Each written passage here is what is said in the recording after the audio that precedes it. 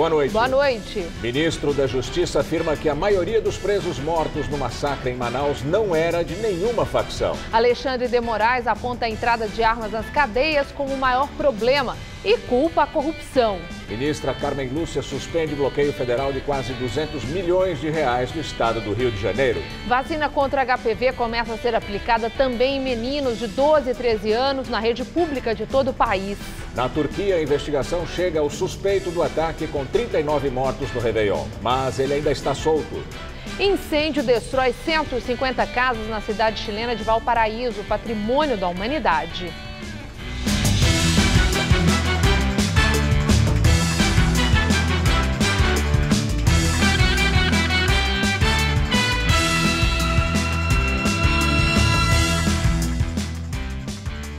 O Ministério da Justiça vai transferir detentos de Manaus para presídios federais de segurança máxima. Hoje, o governador do Amazonas, José Melo, do PROS, determinou indenização às famílias dos 60 detentos mortos durante as rebeliões em 4 presídios. A Procuradoria-Geral do Estado já foi acionada para começar o processo de indenização das famílias. Valores não foram informados. O governo criou um grupo de trabalho para ajudar nos funerais dos detentos. Os corpos estão sendo identificados no IML de Manaus. A ONU pediu investigação imparcial e imediata das mortes e alertou que a responsabilidade pela situação dos prisioneiros é sempre das autoridades. O secretário de Segurança Pública do Estado, Sérgio Fontes, anunciou uma força-tarefa para investigar o caso. Ele disse que o ataque foi organizado pela facção criminosa Família do Norte, a FDN, e que os alvos foram membros do primeiro comando da capital, o PCC. O ministro da Justiça, Alexandre de Moraes, disse que menos da metade dos mortos eram ligados a facções. Ele culpou a entrada de armas nas penitenciárias em virtude da corrupção. Moraes informou que os presos que lideraram as execuções vão ser transferidos para presídios federais de segurança máxima e anunciou outras medidas para conter a violência no sistema penitenciário amazonense. Além do massacre de 56 presos no Compage, entre domingo e ontem em Manaus, aconteceram também rebeliões no Instituto Penal Antônio Trindade, no Centro de Detenção Provisória Masculino e na Unidade Prisional Puraquequara, onde outros 4 detentos morreram. No total, 184 fugiram. Pelo menos 50 já foram recapturados. A Ordem dos Advogados do Brasil diz que vai responsabilizar nas esferas criminal e civil o estado do Amazonas pelas mortes no complexo penitenciário Anísio Jobim. Representantes da entidade visitaram o local com o ministro da Justiça, Alexandre de Moraes.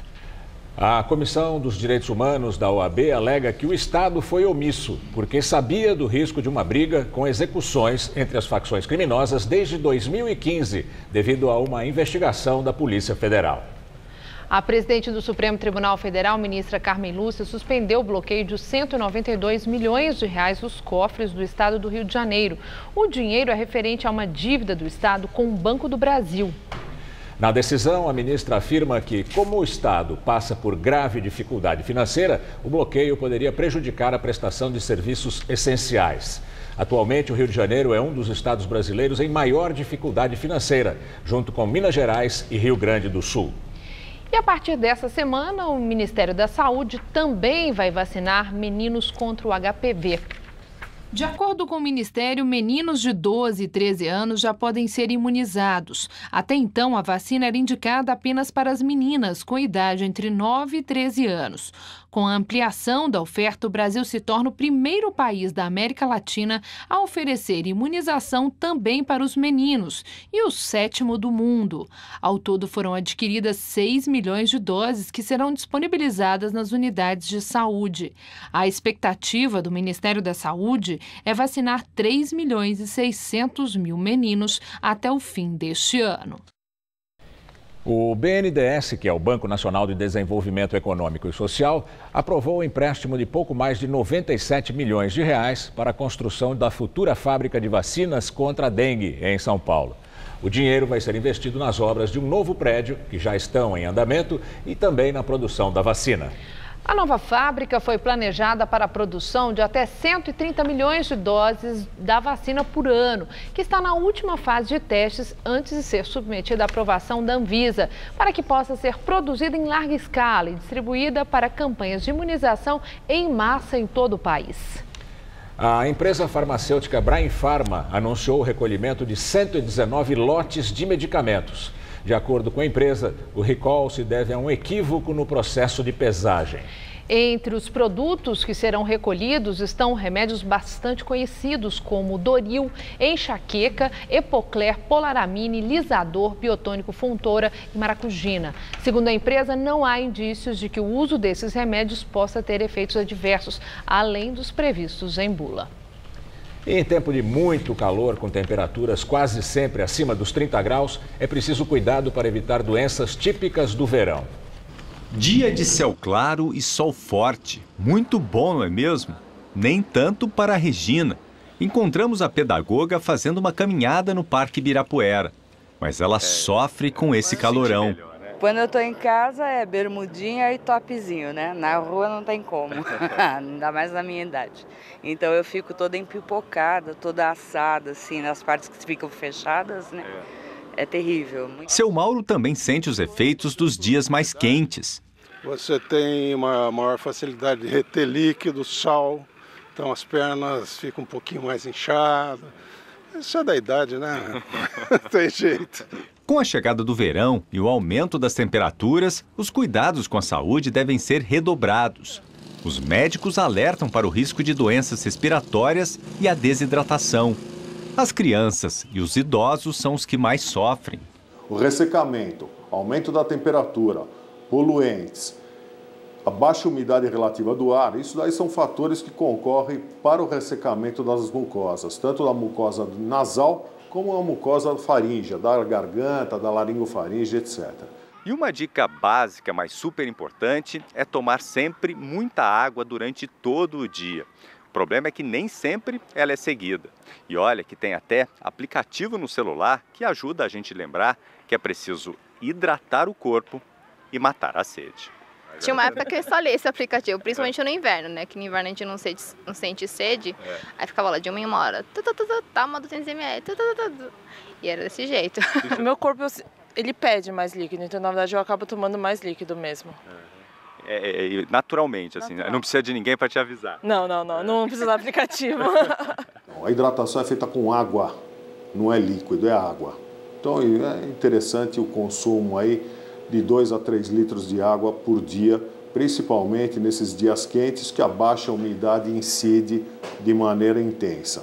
O outro cuidado é na hora de praticar exercícios físicos. A exposição ao sol entre as 10 da manhã e as 4 da tarde deve ser evitada. Chapéus, roupas leves e, claro, filtro solar formam o kit básico do verão. No mais, é aproveitar os dias mais longos e as temperaturas elevadas da estação. Diz que daqui para frente vai ser pior, né? Vai aumentando o calor, então não tem muito o que fazer. É bastante água mesmo. É preciso ter cuidado mesmo, porque o calor continua ultrapassando os 30 graus em praticamente todas as cidades paulistas. Como é comum nesta época do ano, além das altas temperaturas, os dias também vêm sendo marcados por chuvas no final da tarde. E esse tempo típico dessa época, claro, vai continuar durante toda a semana. Vamos aos detalhes da previsão.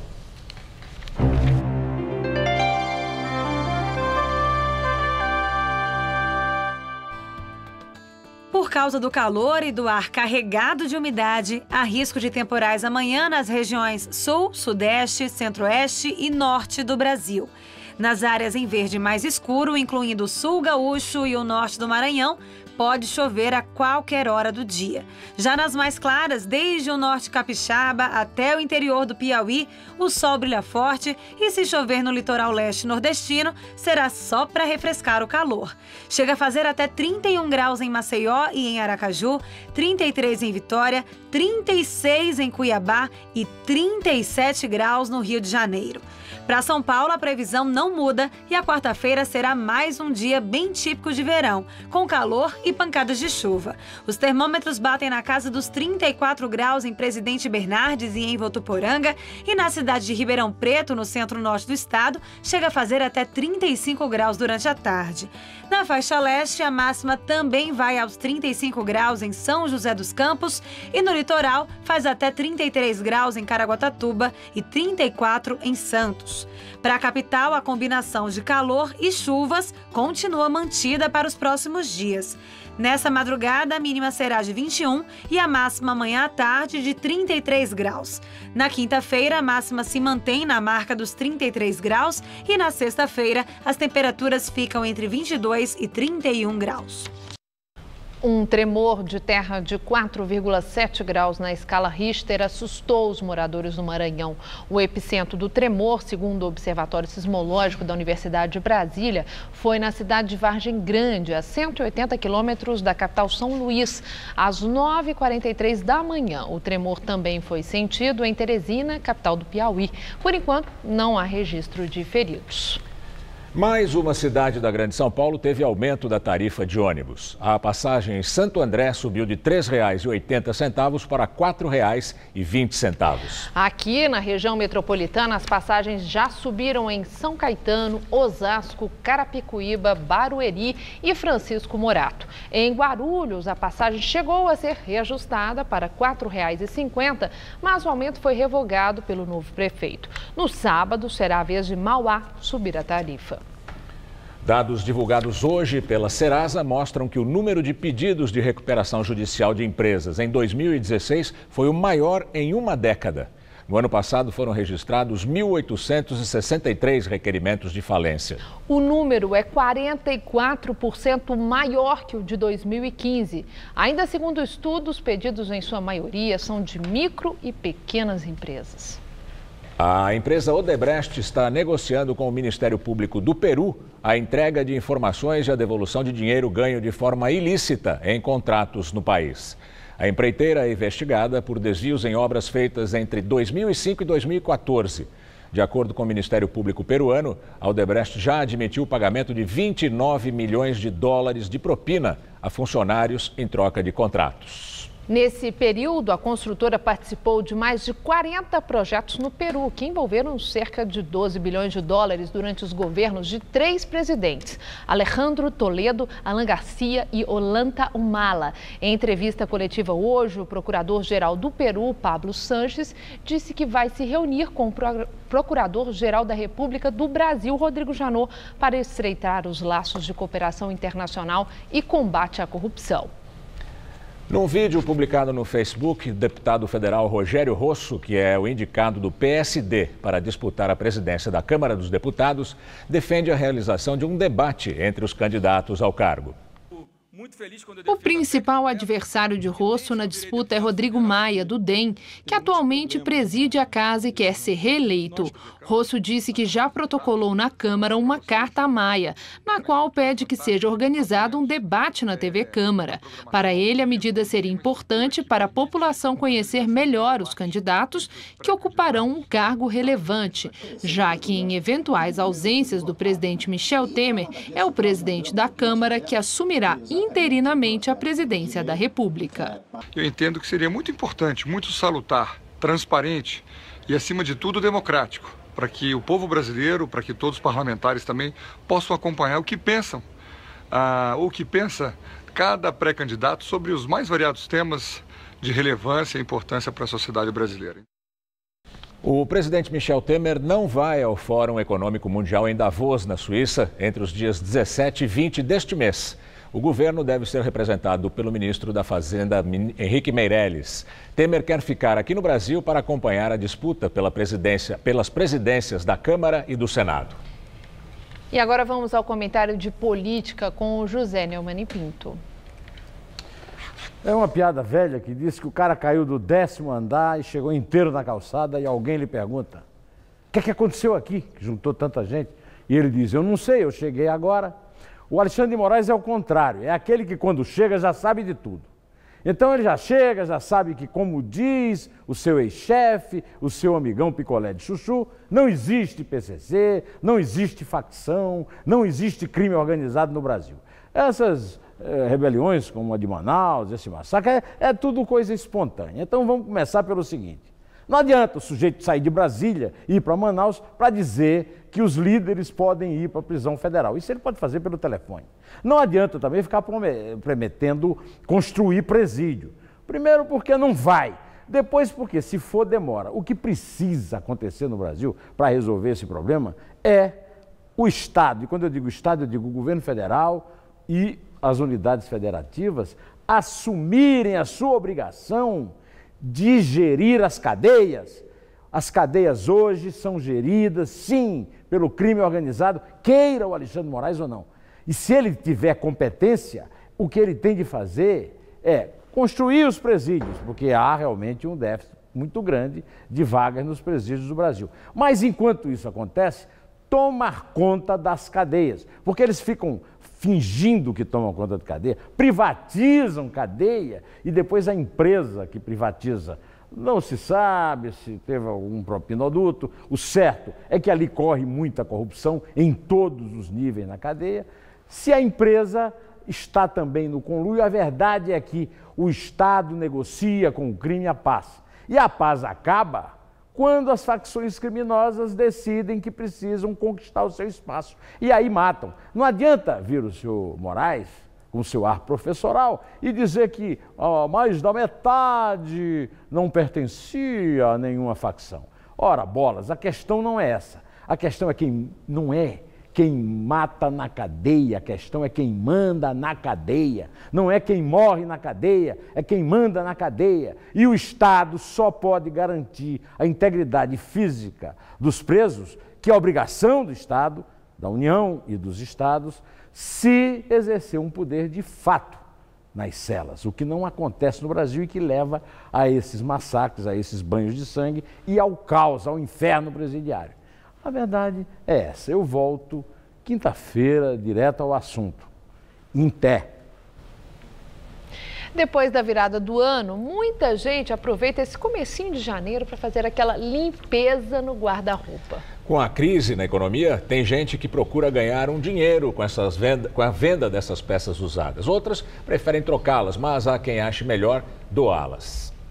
Bárbara tem o costume de renovar o guarda-roupa todo início de ano. Desta vez foi diferente. Ela e a família decidiram se desapegar mesmo, abrindo um bazar. Tava todo mundo com a mesma vontade de ajudar pessoas e sem saber como. E daí a minha tia vendia já alguns produtos e parte dessa renda ela já destinava a ajudar as pessoas. Essa blusa inclusive é de lá e a gente compra por um preço mais barato que não serve para elas, o que não serve para mim. E esse dinheiro a gente ajuda, estamos com o projeto de ajudar pessoas carentes. E com a crise na economia, a venda de roupas usadas parece tendência. Para quem trabalha com isso há quase 30 anos, a oferta desses itens a este brechó da zona oeste de São Paulo praticamente dobrou agora em comparação aos primeiros dias de 2016. Raro é encontrar gente querendo comprar. Para venda, essa época do ano, gente do céu, socorro. É o dia inteiro, o dia todo, o pessoal oferecendo mercadoria. Clientela não tem. O pessoal está realmente querendo vender, não faz mais a filantropia. Com essa crise, vamos tentar, com essa minha roupa boa, que está em bom estado, levantar algum dinheiro ou fazer alguma troca por alguma coisa que eu deseje. Tecido rasgado, mancha de suor e colarinho encardido. Tudo isso pode estragar uma boa venda se você quiser renovar o guarda-roupa. Mas antes disso, o importante é deixar tudo em ordem. E dependendo da quantidade de roupas, até vale a ajuda de um especialista. E aí é que entra a consultora em organização. A Ana trabalha na área há 5 anos e conhece bem as dificuldades na hora de se livrar daquela peça abandonada no armário. A maior dificuldade são aquelas roupas que eu chamo da categoria um dia eu vou usar. Se você não usou por 2 anos, provavelmente é porque aquela roupa não é do seu estilo, ela não combina mais com a sua maneira de ser hoje. E nada de segurar aquela roupa que não serve mais. Eu tenho uma teoria de que roupa que não serve engorda. Engorda porque a gente fica olhando para aquela roupa dentro do armário, pensando no dia que cabia, e aí você fica mais ansiosa, portanto você come mais e acaba engordando mais. Ou seja, não tem desculpa para guardar poeira no armário. Já existe até aplicativo de celular que faz troca e venda de roupas. No caso de Bárbara, o que vale é fazer uma boa ação. Quando a gente faz o bem para alguém, o bem é muito maior para a gente mesmo, né? Com tecnologia e ajuda de amigos e familiares, frases do rapper Sabotage, morto em 2003, se transformaram em letra de uma nova música. Brooklyn, o que será de ti? Regar a paz eu vim, Jesus já foi assim. Essas intrigas de mim, se não tô lisa, é povinho que é meu fim. Se esperar, apodrece. Tamires, 22 anos, Wanderson, 23. Os dois eram crianças quando o pai, o rapper Sabotage, morreu há 13 anos. Os irmãos vivem na favela do Boqueirão, na zona sul de São Paulo, onde o artista vivia antes de ser morto por 4 tiros. Sabotage estava no auge do sucesso. Gravou apenas um disco, mas o reconhecimento no mundo do rap foi meteórico. Ele foi sempre muito corajoso, né? Tava falando que ele via na favela todos os dias, né? Era crime, era prostituição, era, sabe, era desemprego, era desacaso com as pessoas da favela. Então ele via isso, então ele falava assim, eles precisam me ouvir. Este ano, produtores que trabalharam com Sabotage lançaram um álbum póstumo com 11 músicas do rapper. Mesmo não frequentando mais os estúdios de gravação, Sabotage continua uma referência, tanto que ele foi escolhido por uma plataforma de música para ter a primeira canção totalmente criada através da chamada inteligência artificial. Manuscritos do artista foram computadorizados e a máquina fez uma espécie de seleção de algumas frases soltas que poderiam ter sido escritas por ele. O grupo RZO, com quem Sabotage já tinha trabalhado, teve a missão de verificar a autenticidade das frases que o computador criava. Coube então ao amigo e rapper Elião organizar as palavras e criar as rimas. Assim, nasceu a música Neural. Humilde virou rei, levada de Pelé Fatality. Respeita agora, é lei, Sabote confiscou vaidade. Trata-se de um amigo nosso, de um irmão nosso, que não está mais entre nós e que era obra dele, é nossa, né? As nossas palavras, as nossas frases, né? Que a gente escrevia, que a gente escreveu, bem dizer, uma década. Nós trabalhamos juntos com ele, todas as músicas, tudo isso daí tá aparecendo, a máquina tá falando tudo isso e a gente fazer essa seleção. O RZO, criado nos anos 80, ganhou destaque e se tornou o ícone do rap, influenciado em partes pelo trabalho de Sabotage. A gente sabe que é um trabalho, Sabotage, que tem que ter continuidade, apesar dele não estar mais aqui, mas a obra tá. E a obra fez muitos súditos. Favela, João, é frustração, rap a milhão, cultura invade, não é comum, Sabotagem. A gravação da música contou com os vocais do grupo RZO, dos Filhos de Sabotage e da cantora Negra Lee. O documentário Neural registrou todo o processo para a criação da nova música de Sabotage e está disponível no Spotify. Estrangeiros são detidos em aeroporto de Istambul por suspeita de ligação com ataque terrorista na noite de Ano Novo. Ao menos 12 pessoas já foram presas por suposto envolvimento no ataque a tiros na boate Reina, reivindicado pelo Estado Islâmico. 39 pessoas morreram, 69 ficaram feridas. O atirador que invadiu a boate atirando por volta de 1h30 da manhã do dia 1º foi identificado hoje. Ele seria Laki Mashrapov, de 28 anos, do Quirguistão. Ele continua foragido. As imagens mostram o suposto autor do atentado na Praça Taksim, em Istambul. Não se sabe se elas foram feitas antes ou depois das mortes. Segundo a imprensa turca, a investigação aponta que o suspeito teria ido da Síria para a Turquia em novembro, com a mulher e 2 filhos. A família dele estaria sob custódia das autoridades turcas. Em 2016, a Turquia foi palco de vários atentados.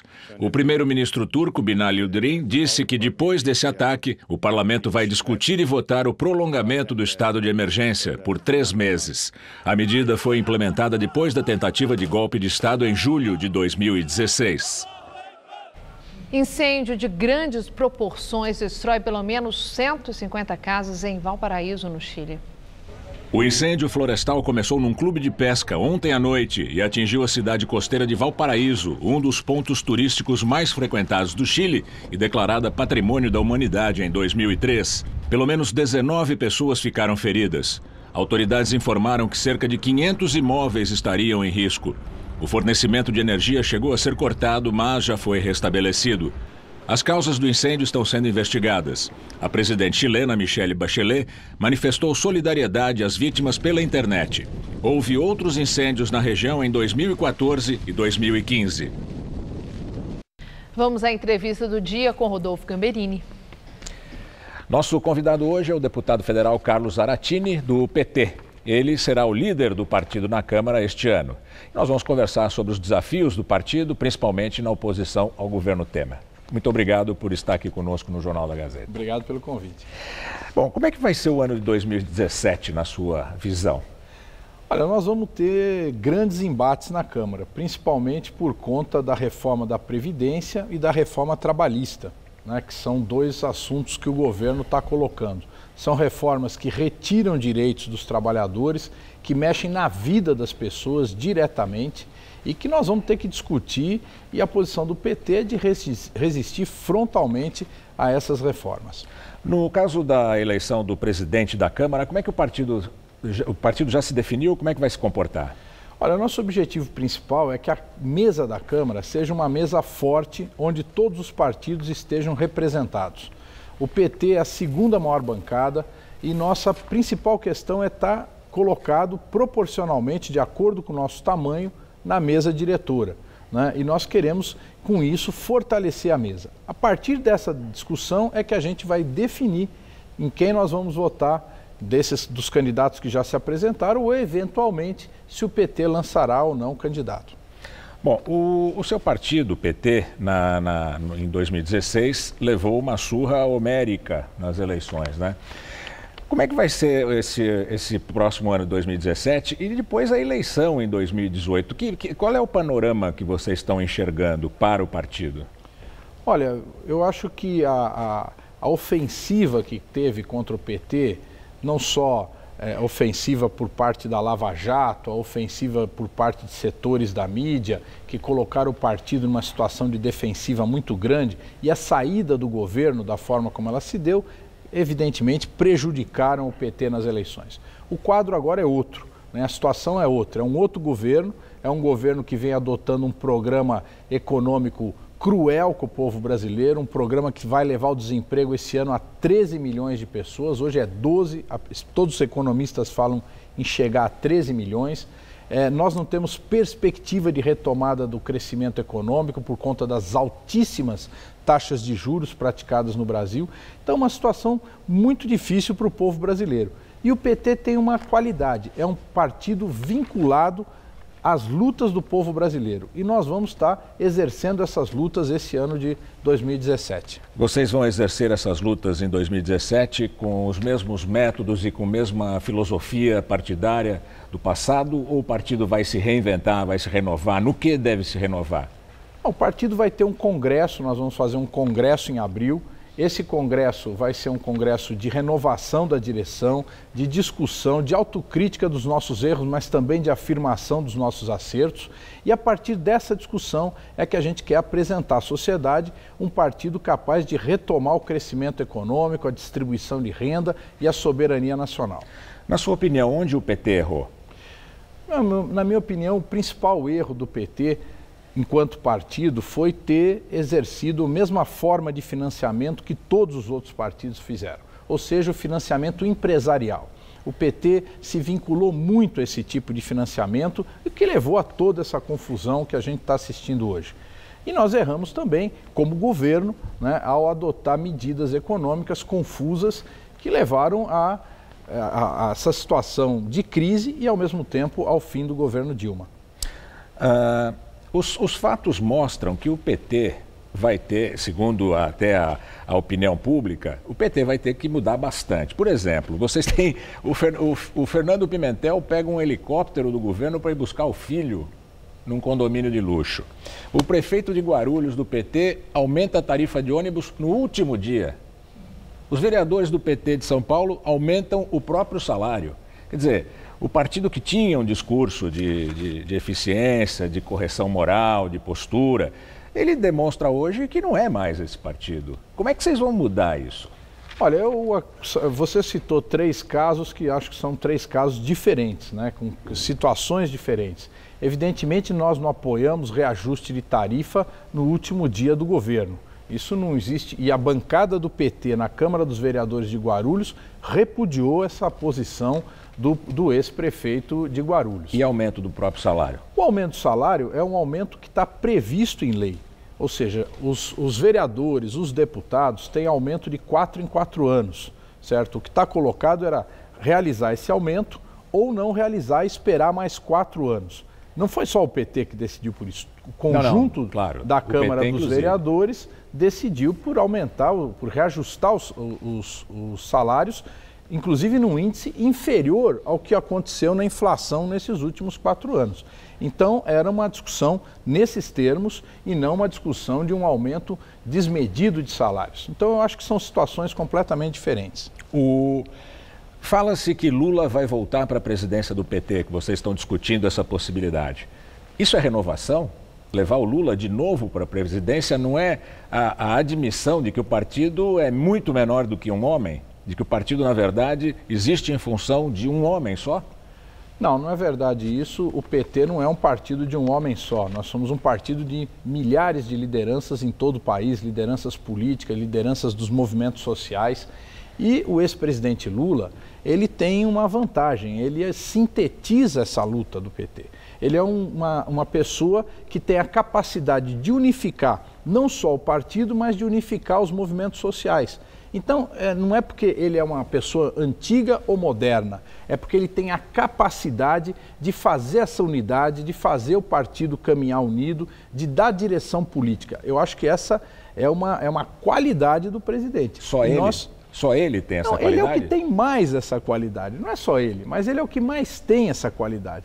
E um partido que tem uma liderança como o presidente Lula não pode se dar ao luxo de encostá-lo, certo? E nós não queremos encostar o presidente Lula, nós queremos ele na linha de frente daquilo que a gente quer fazer de melhor para o Brasil. Bom, ele vai ser o presidente do partido, depois vai ser o candidato à presidência da República. Isso não está definido, nem está definido que ele vai ser o candidato a presidente do partido, nem está definido que ele vai ser candidato a presidente da República. Nós ainda estamos num processo de discussão, de conversação e estamos longe ainda da eleição de 2018, ainda que nós queiramos antecipar essas eleições. Bom, mas se ele é o grande homem que pode unificar o partido nesse momento, pensar que ele não será candidato à presidência da República é exercício para Alice no País das Maravilhas, né? Não, pelo seguinte, porque depende também da disposição e da vontade dele. Não depende e depende de mais uma coisa, ele estará elegível em 2018? É evidente, a Lava Jato faz um processo de perseguição ao presidente Lula, está evidente isso. Agora, por exemplo, naquele caso do apartamento do Guarujá, todas as testemunhas disseram que ele não tem nada a ver com aquele apartamento. E assim em vários processos, se buscam provas para incriminá-lo e não se encontram as provas porque não existe crime do presidente Lula. Tá bem, eu agradeço ao deputado Zaratini, do PT, por estar aqui com a gente no Jornal da Gazeta. Eu que agradeço a atenção e um feliz 2017 para todos. Obrigado e boa noite. Boa noite. Estela. Vegetarianos e veganos de São Paulo já podem comemorar esse período de férias com um belo churrasco. Estranho, né? Pelo menos essa é a proposta de um açougue em Perdizes que oferece pratos sem nada de origem animal, que são muito parecidos com algumas carnes. Marcela tem 26 anos e abandonou a carreira de arquiteta para trabalhar por uma causa. Vegana convicta, ela optou por não ingerir mais nenhuma comida com origem animal e acabou transformando uma opção de vida em profissão. Tudo que eu encontrava, o que era muito gostoso e o que supria a minha falta de carne, enfim, era muito caro. E como eu sempre gostei de cozinha, eu fui para a cozinha. Com suas próprias receitas, ela criou o primeiro açougue vegano de São Paulo. Olhando assim, você não nota a diferença. Os nomes também são parecidos. Hambúrgueres congelados. Espetinhos e linguiças ficam expostos como em qualquer outro açougue, mas aqui as salsichas são feitas de tomate seco, batata, beterraba e cenoura. Os empanados levam apenas uma massa de milho e dá até para comprar linguiças de feijão e farinha. Há 7 opções de hambúrgueres que levam desde quinoa até gengibre em sua composição e tem também alguns cortes nobres. Eu invisto muito em especiarias para deixar bem condimentado, para a gente não ter necessidade de não sentir falta de nada. Tem tanto tempero ali, tá tão gostoso ali que a gente não precisa sentir falta de mais nada. E a gente faz um ossinho que é de cará, que fica muito legal. Então, quer dizer, é uma carne que você pode colocar com osso e tudo na churrasqueira, no forno, e come ela inteira. Em 2012, uma pesquisa do Ibope apontou que cerca de 8% da população brasileira é adepta ao vegetarianismo. O mercado e os serviços tentam acompanhar essa tendência. Hoje existem muitos produtos de origem vegetal que fazem as substituições e adaptam as receitas. O que a gente vê também é um boom de restaurantes e pratos dedicados a esse público. Não tem como você dar desculpa de que não dá para ser vegano em São Paulo, porque opção não falta. Em São Paulo tem doce, salgado, pizza, bolo, qualquer coisa que você quiser você encontra. E será que quem não dispensa um bom churrasco toparia experimentar? E uma costelinha de cogumelos? Ah, comeria. Comeria, você acha bom? Você acha que daria um bom churrasco com essas carnes? Ah, daria sim. Essa linguiça de feijão no churrasco ia ficar boa. E a costelinha também. O vegetariano e o vegano vai num churrasco e só come o quê? É pão, vinagrete ali, uma salada. Hoje em dia, não. Agora a gente chegou para revolucionar. Tem espetinho, tem a linguiça, tem as carnes, então a gente pode participar de um churrasco com todo estilo. E você vai ver a seguir as informações da Copinha. 120 clubes começaram a lutar pelo título da mais tradicional competição júnior do país. Palmeiras estreia com vitória sobre o Paranoá.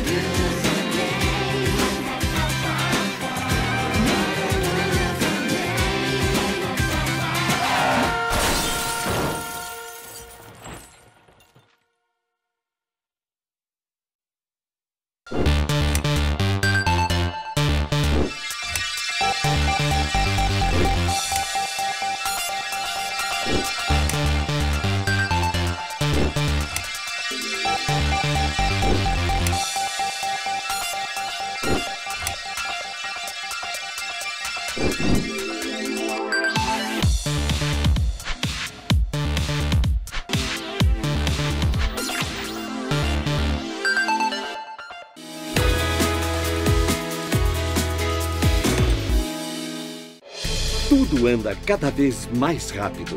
O tempo, as pessoas, as tecnologias. No coração de todas essas transformações, existe um caminho que pode mudar a sua vida. Pós-graduação Casper Libero. 4 cursos que vão acelerar a sua carreira, atualizar os seus conhecimentos e fazer você ser notado no meio de tanto movimento.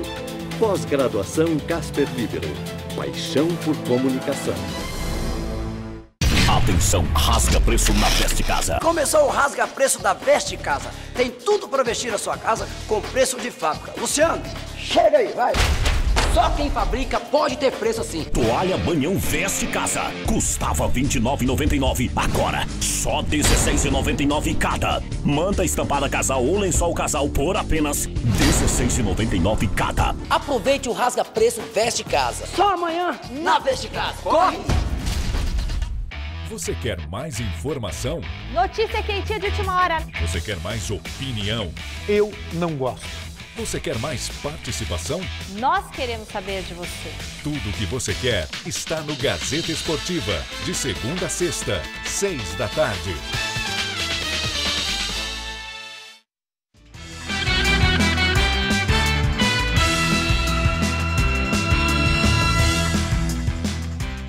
Vamos agora às notícias do esporte com Celso Cardoso e Estela Gontijo. Começou a Copa São Paulo de Futebol Júnior, Celso, com muitos times na disputa, né? Põe time nisso, demais da conta. 120 clubes divididos em 30 grupos começaram a lutar pelo título da mais tradicional competição júnior do país. O São Paulo estreia hoje, às 9 da noite, e o Corinthians amanhã. Já o Palmeiras começou com vitória. Na Fonte Luminosa, o Paranoá saiu na frente do Palmeiras logo aos 3 minutos de jogo, na infelicidade de Matheus Bahia. Gol contra, 1-0. O empate do time paulista veio aos 21 em um belo chute de Fernando. Toque preciso no canto do goleiro Everton, 1-1.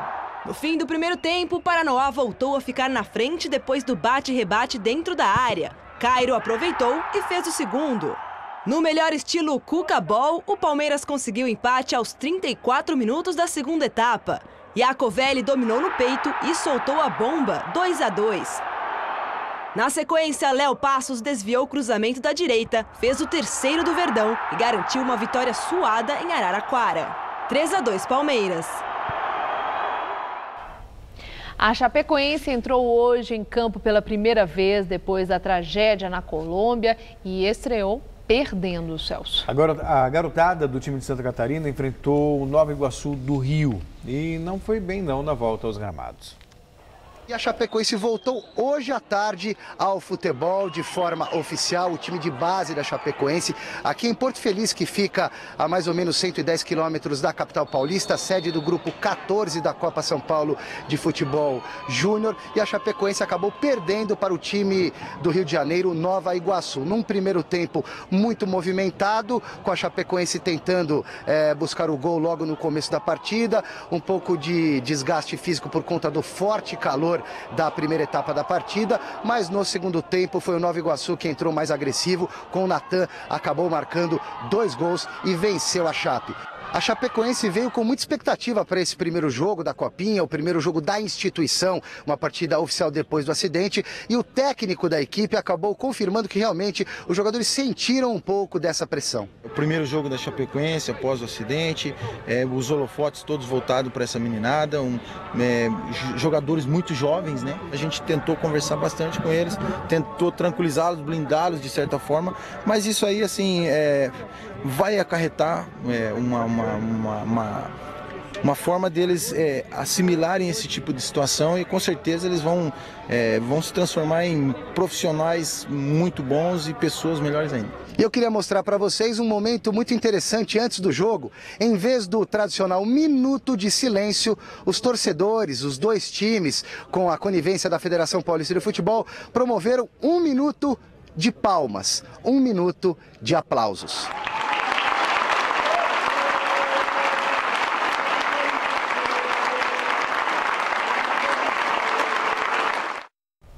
Nos outros jogos de hoje, o Grêmio venceu o Brasília por 3-1, enquanto o Sport perdeu de 3-2 do Batatais. O Atlético Paranaense fez 2-0 no CRB e o Ituano derrotou por 2-0 o Guarani de Campinas. Celso, falando da Chapecoense, essa pressão toda depois do acidente, falou mais alto aí para os novos talentos? Ah, sim, claro. Os olhos do mundo estão voltados para a Chapecoense. Chapecoense que poucos ligavam, hoje tem uma das maiores torcidas do Brasil. Todo mundo ganhou sim, solidariedade, simpatia, e claro que isso pressiona. Um garoto, por exemplo, que pode ser um jogador útil nessa reformulação, nessa implantação de um novo time, quer dizer, tudo isso traz uma pressão maior, sim. Sem falar que a Chapecoense, quando ocorreu a tragédia, era um time praticamente campeão. Estava jogando bem, tinha chegado uma final de campeonato continental, quer dizer, então fica essa expectativa de como vai ser essa nova Chapecoense, né? Isso é só um time de garotos, mas o time está sendo formado, esses garotos sonham um dia jogar no profissional da Chapecoense, então sem dúvida a pressão é muito grande. Falando dessa questão de novos talentos, da Copinha em si, ela é importante para o surgimento dos times de base ali, até de novos talentos? Ela é. Mas já teve uma importância maior, porque era um número reduzido de clubes, então era muito mais fácil você verificar os bons valores da competição. Hoje, com 120 clubes... Por que abriu tanto assim? Porque virou um balcão de negócios, são times de empresários que querem lançar jogadores, vender jogadores, isso, claro, com o respaldo da Federação Paulista de Futebol. Então ela perdeu um pouco do charme. Os clubes mostravam o que tinham de melhor entre os seus jovens. E hoje você tem muitos times de empresários que alugam uma equipe para mostrar esses valores na Copa São Paulo. Ganso chegou a jogar, né, na Copinha, sim, Neymar também, né? Muita gente boa já passou pela Copinha. E vamos falar pela segunda vez, a Copinha recebe um time formado só por garotos haitianos, né, Celso? Os chamados Pérolas Negras sonham com a primeira vitória na competição, que não aconteceu na edição passada. O time mistura sonhos e vontades de jovens vindos de um país arrasado por desastres naturais e sociais. Instalado no Brasil há um ano, o time dos Pérolas Negras do Haiti disputa pela segunda vez a Copinha. No ano passado foram 3 derrotas na fase de grupos. Nem por isso os haitianos deixaram de sonhar. É o que garante o técnico Rafael Novaes. Eu acho que para um povo tão acostumado a tragédias, hoje em dia, se todo mundo fala do Haiti, se pensa em pobreza e tragédia, ninguém pensa em algo positivo. E tem coisas positivas lá. Então eu acho que um povo tão acostumado a sonhar, a superar barreiras, obstáculos, eu acho, quem sabe nessa Copinha, a gente não possa sonhar com a primeira vitória e uma classificação. Seria excelente para eles e para a gente. O zagueiro Horácios, um dos remanescentes do grupo de 2016, é otimista com relação à participação neste ano. Esse time agora mais novo, mas eles têm mais trabalho, porque aí, o futebol é trabalho. Mas eu tenho com certeza que a gente vai chegar bem nesse grupo. O grupo dos Pérolas no torneio tem sede na capital paulista e os adversários serão Goiás, Nacional de São Paulo e o Coriçaba do Piauí. E num país com tantos problemas sociais e tantas tragédias, somente uma bola de futebol e muito senso de humor para esquecer tantos problemas. O Horácios, por exemplo, zagueirão, cara de sério, né? Que nada, tá apaixonado, garoto. Eu amei te ver, te ver. Uhum. Já o habilidoso atacante ex-Los Angeles, ou Wabi, como é conhecido, se inspira em Cristiano Ronaldo para brilhar.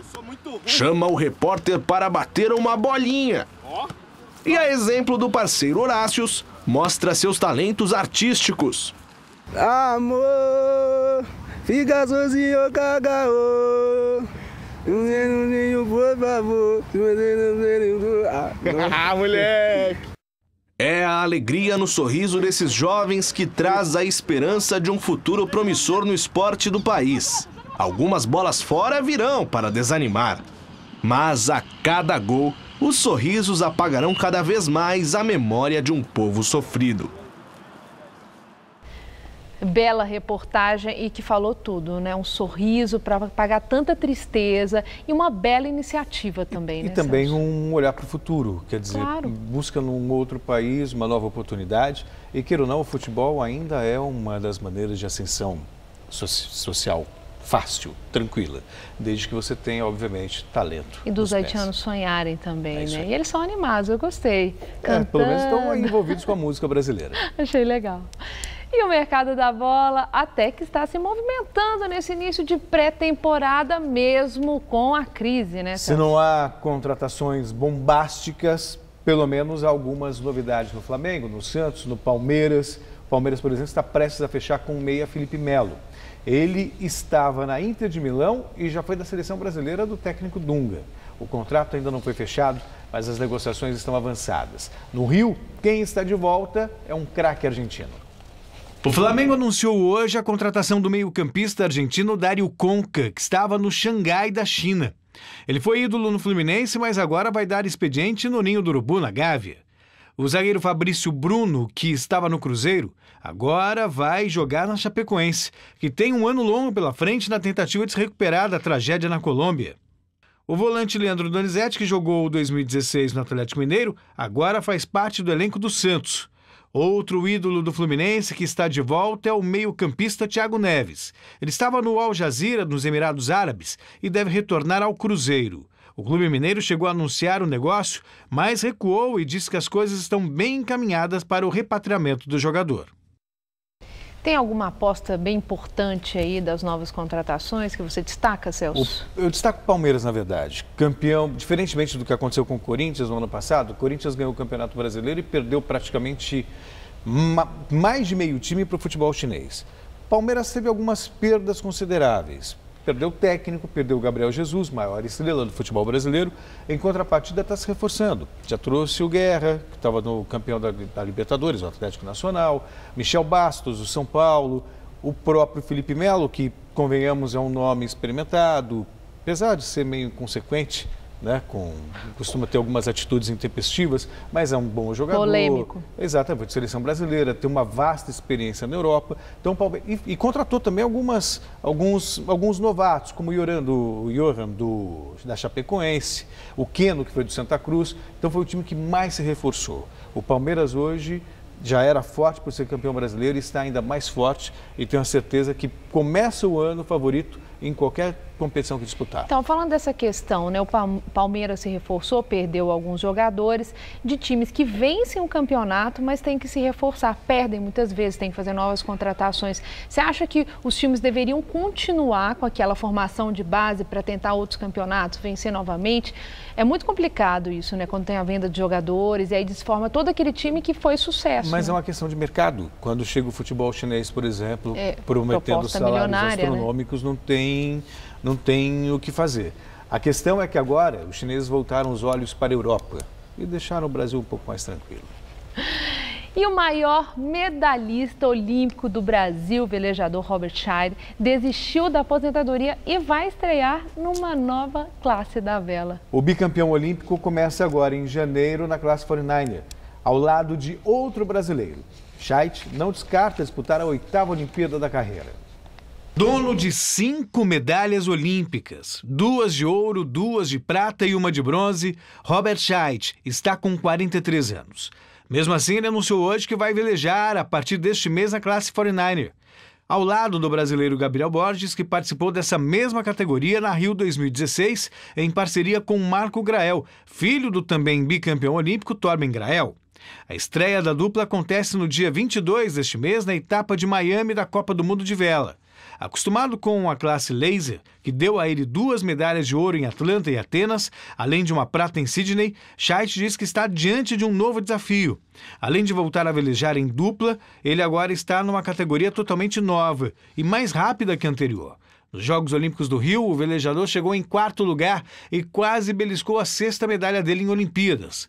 Scheid não cravou que vai participar dos Jogos Olímpicos do Japão, que acontecem em 2020, mas disse que não se vê fazendo outra coisa na vida além de velejar nos próximos anos.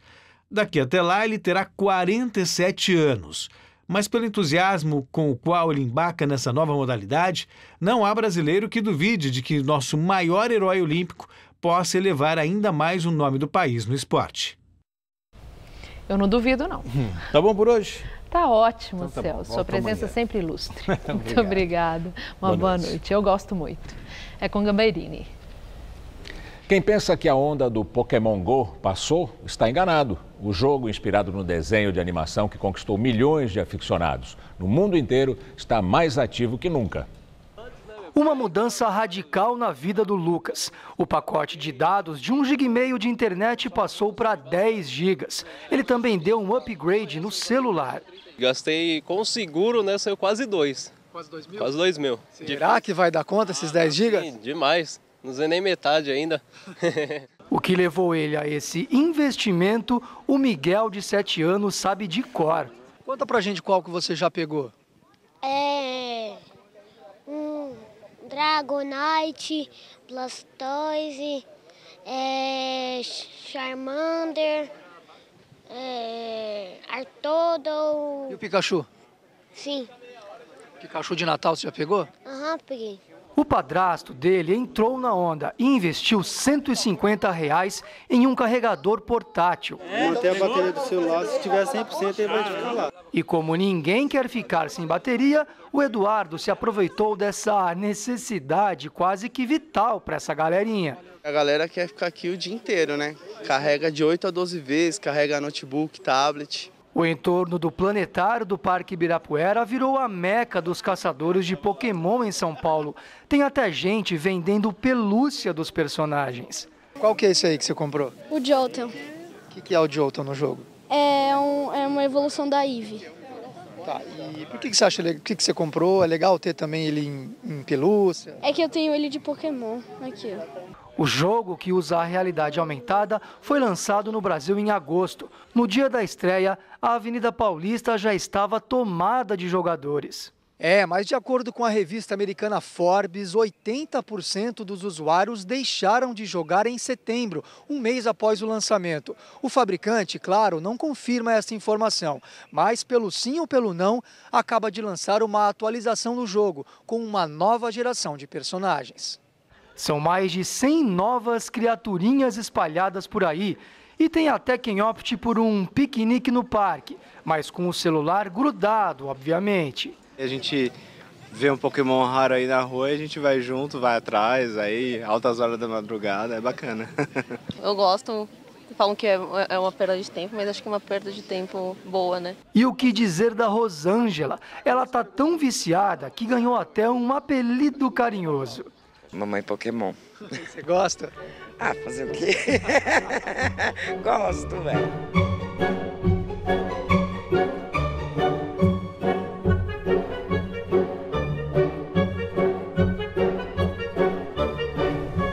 O Jornal da Gazeta termina aqui. Essas foram nossas principais notícias.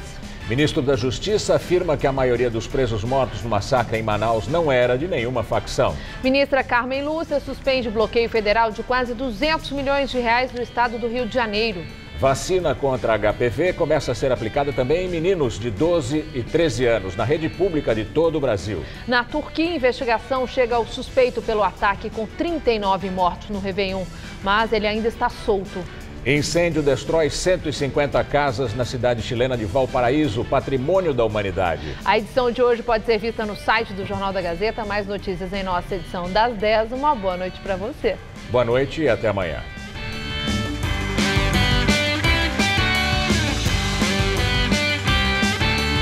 Curta o som de Camila Faustino no Todo Seu. Logo mais, 10h30 da noite.